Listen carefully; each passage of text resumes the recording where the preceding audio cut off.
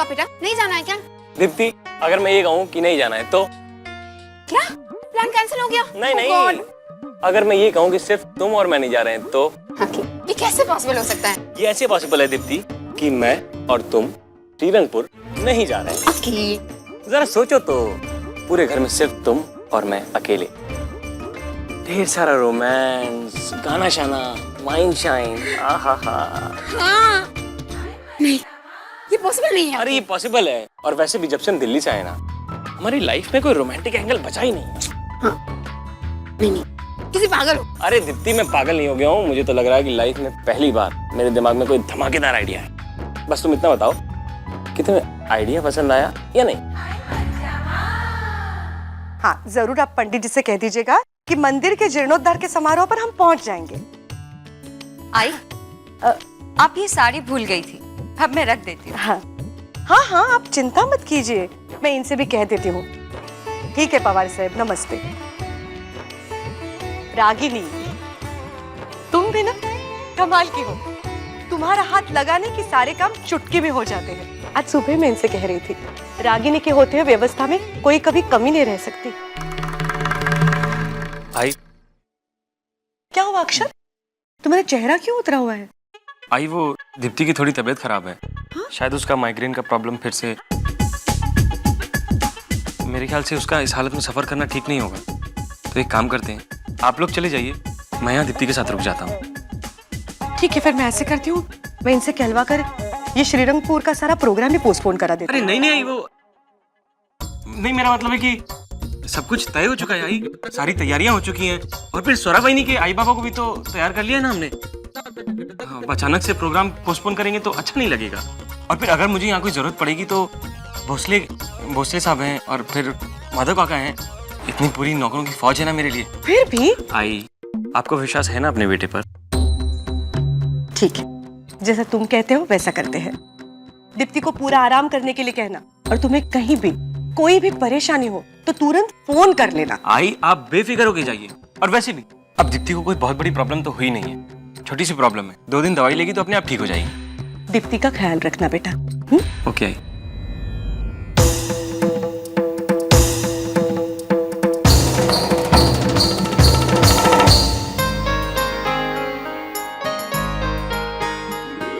हाँ, हमने बता दिया, काम हो जाएगा भाई। अहो ऐकलत का, आता पुरे झालं तुमचं फोनवरती बोलणं, सब लोग आगे है ना। एकच मिनिट, 1 मिनिट, ठीक है? आखिरी फोन था, अब से आगे के 2 दिनों तक हम पूरी तरह आप ही की सेवा में हाजिर हैं। काहीतरीच का। चलिए अब सब लोग आगे हैं, चलिए चलिए। चला। अरे अत्या भाई, वो मैं क्या कह रही थी कि हम लोग वहाँ जाने वाले ना, तो टोक दिया ना। तुम्हें कितनी बार कहा है पीछे से टोका नहीं करते, अब शगुन होता है। कोई अपशकुन नहीं होगा नंदिनी। आज हमारे साथ हमारी बहू स्वरा जो आ रही है, उसके अपने पैर इतने शुभ है कि हमारे रास्ते में आने वाले सारे संकट अपने आप दूर हो जाएंगे। चलो चलो।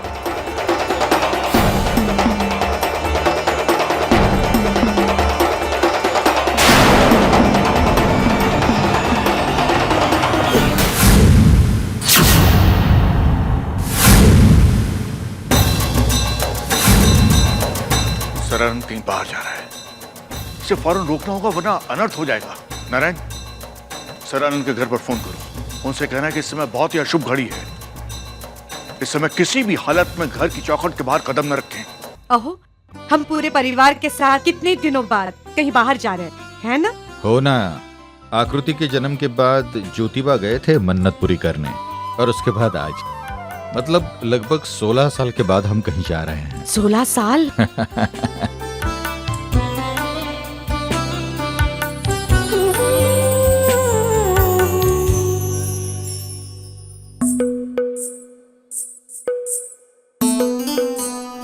यही तो फायदा है अत्या भाई के घर रहने का, ना कोई काम ना कोई कष्ट, और घूमने फिरने को मिलता है वो अलग से।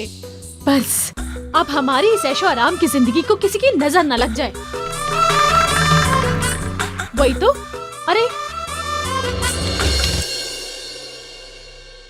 ये टोकरी किसकी है ये? वो रास्ते में खाने के लिए हम घर से कुछ बनाकर लाए थे।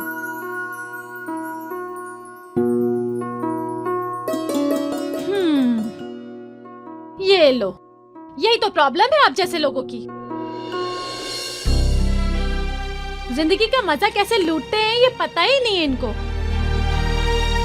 अरे भाई, हम जैसे बड़े लोग जब कहीं बाहर जाते हैं ना पिकनिक के लिए, तो कोई खाना घर से थोड़ी ना लेकर जाते हैं। हम लोग तो किसी 5 स्टार में जाकर खाना खाते हैं। हाँ शांति, तुम अपना मुंह बंद रखोगी तो बहुत अच्छा होगा, क्योंकि जब भी खोलती हो ना बकवास करती हो।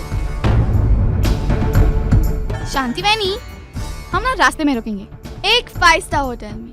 आप जितना खाना चाहते हैं पैक कर लेना, लेकिन हम सब तो बहनी का हाथ का खाएंगे। स्वरा बहनी, आप शांति बहनी की बात का बुरा मत माना, वो तो कुछ भी बोल देती है।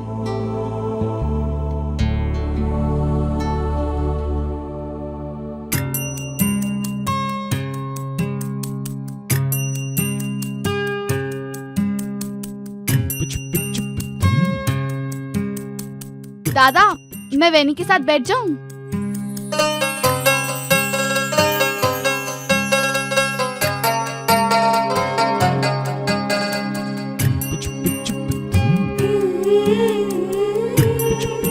वैनी, आप तो कुछ बोलती ही नहीं हो। आप कितनी बोरिंग हो।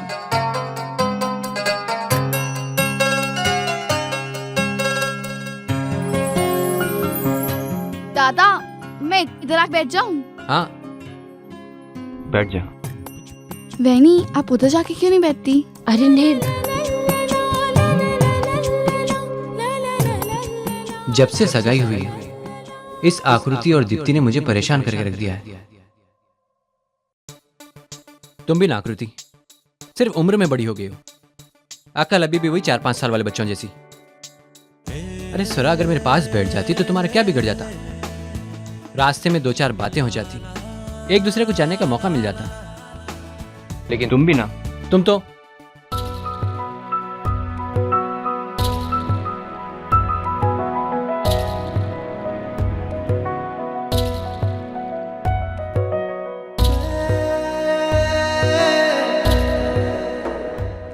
वो मैं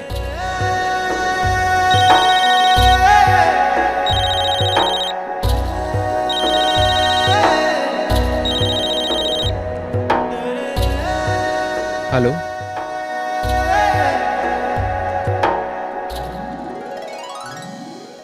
शायद नेटवर्क नहीं है।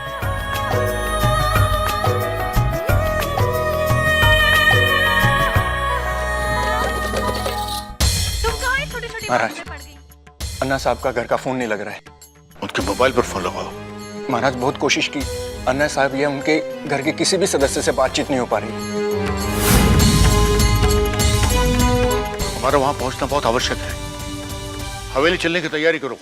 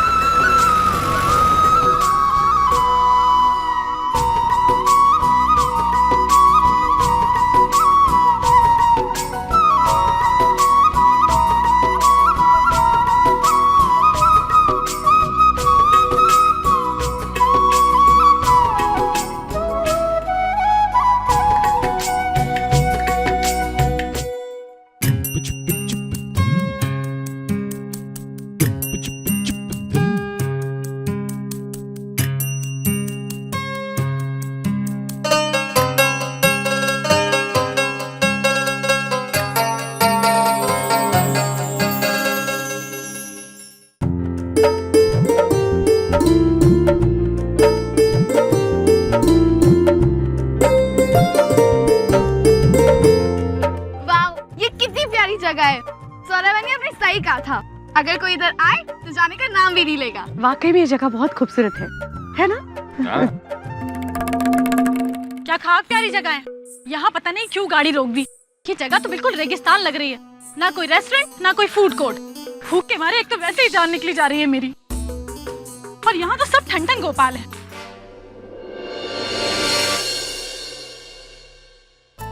वैनी, खाना वाना छोड़िए ना, इतनी सुंदर जगह है, फोटो खींचते हैं, अपनी ट्रिप को यादगार बनाते हैं। फोटो? ये सब सबसे सही आइडिया है। पता है तुम्हें, ये तो हमेशा कहते हैं कि मैं वैसे इतनी खूबसूरत नहीं लगती, लेकिन फोटो में मैं ये भी मानते हैं इस बात को। अरे आकृति, अरे रुकना, मैं अभी आ रही हूँ। शुरुआत आज मेरे ही फोटो से होगी। हाँ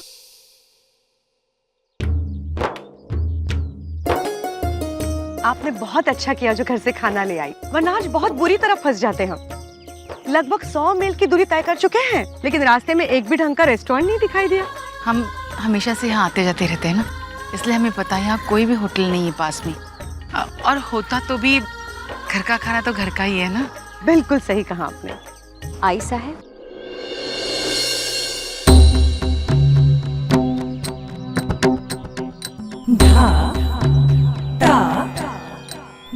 आई साहब, आप रहने दीजिए, मैं और स्वरा सारा काम कर लेंगे। ठीक है बेटा। चला मंजुला ताई, बहू बेटी आराम करने दे रही है तो आराम कर ही लेते हैं। आइए।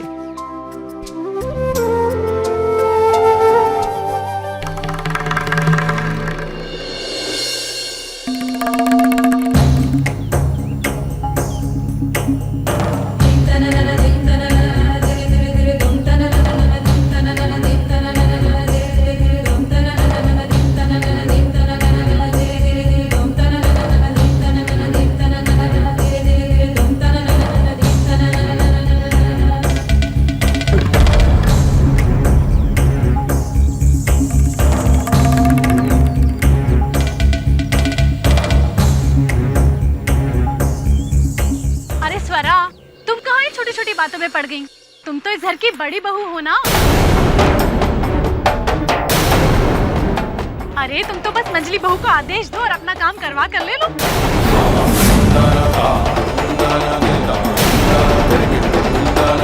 मुझे पता था तुम नहीं सुनोगे। अरे मेरा फर्ज था बताना, मैंने बता दिया। अरे तुम इतने बड़े घर में आई हो तो कम से कम अपने हक तो समझ लो और अपने हक जताना भी सीख लो।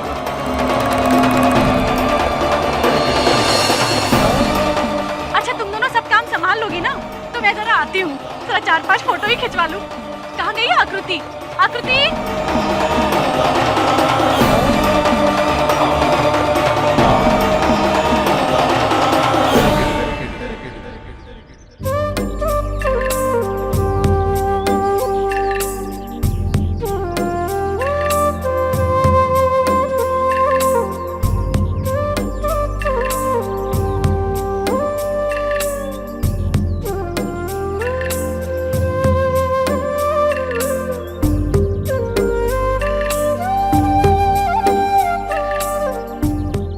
काकी, इतने सारे पत्थर?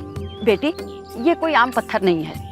यहाँ से 1 मील की दूरी पर एक पहाड़ी है और उस पहाड़ी पे एक मंदिर है, मनसा देवी का मंदिर। उस मंदिर से एक नदी उत्पन्न हुई है। ये पत्थर जो है सारे उसी पवित्र नदी के पत्थर हैं। लेकिन इतने सारे रंग बिरंगे पत्थर। हर एक रंग की एक अलग कहानी है।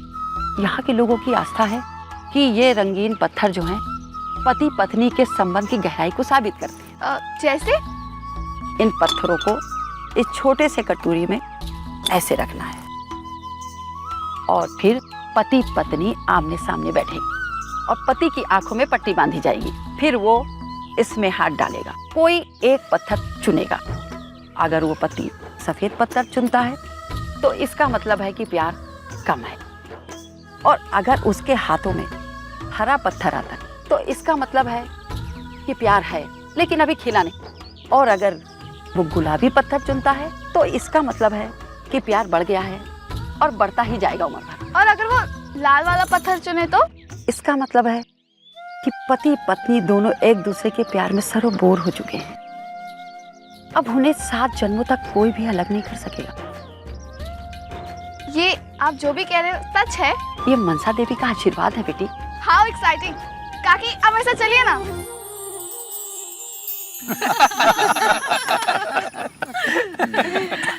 आकृति, क्या ये खेल खेलना जरूरी है? नहीं, मेरा मतलब ये है कि इस तरह हम पतियों की पोल खोलकर तुम्हें क्या मिलने वाला है?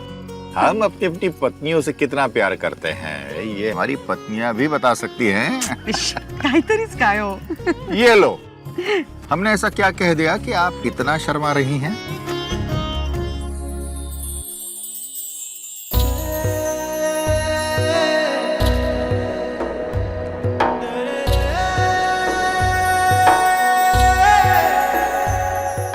देख रहे हैं ना परशुराम जी, अब हमें इस उम्र में प्रूव करना है कि हम अपनी पत्नी के साथ कितना प्यार करते हैं।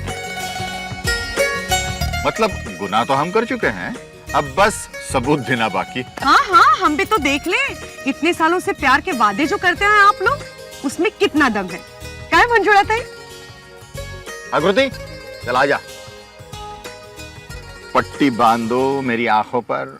लेकिन एक बात बता देना, प्यार अगर सच्चा है तो इनाम के तौर पे क्या मिलेगा? ये गुलाब देख रहे हैं आप, ये मनसा देवी के बालों से उतरा हुआ गुलाब है। आप सब लोगों में से जो भी कोई इन पत्थरों में से लाल पत्थर चुनेगा, उसको ये गुलाब मनसा देवी के प्रसाद के रूप में मिलेगा। तो फिर ठीक है, आजा।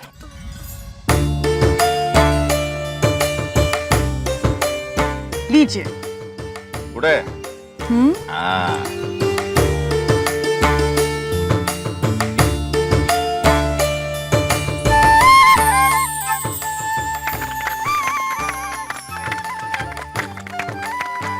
वाह, पिंक।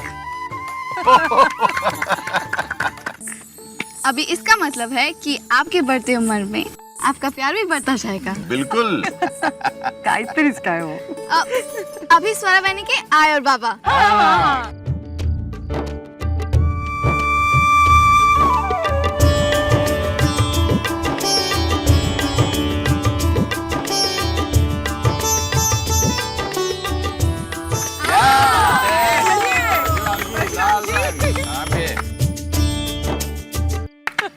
अभी आयुष दादा की टर्न। क्या कर रही हो आकृति? आई पापा बैठे हैं, उनके सामने नहीं। हाँ,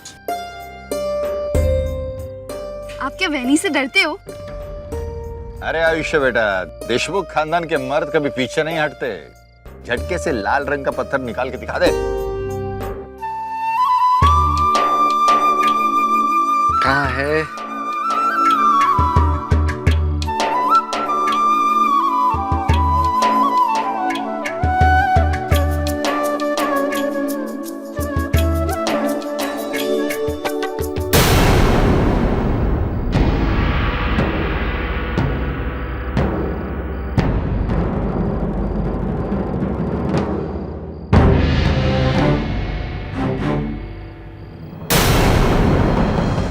सब चुप क्यों है?